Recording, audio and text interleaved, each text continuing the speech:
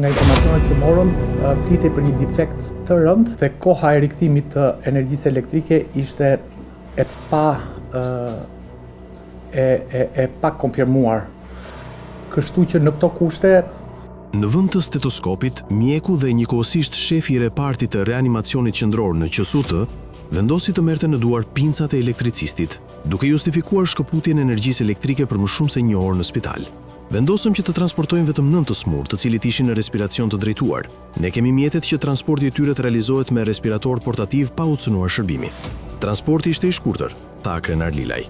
Ndërsa shefi e relativizon problemin duke thënë se nuk u cënua jeta e pacientëve, pamjet e publikuara nga të afërm të pacientëve tregojnë tjetër situatë. Infermierët u detyruan të mbanin me pompa mekanike të oksigjenimit pacientët që duhet të ishin aparatura intubimi. Është vetëm 20 metra larg, tha mjeku krenar, i cili sot më së paku nuk do duhej të përshfaqen në media për të relativizuar atë situatë kaotike dhe të rrezikshme. Mungesa e energjisë elektrike për pacient në gjendje të rëndë reanimimi është fatale, por një ditë më pas pritej justifikimi i përhershëm i burokratëve zyrtar të QSUT-s, por jo bluzat e bardha të vishin uniformën e rilindjes. Në atë situatë të rëndë, vetë krenari duhet të kthehej me urgjencë kudo që të ndodhej dhe jo të priste dritën e diellit për të bërë klizmën e shtetit të zënkaps.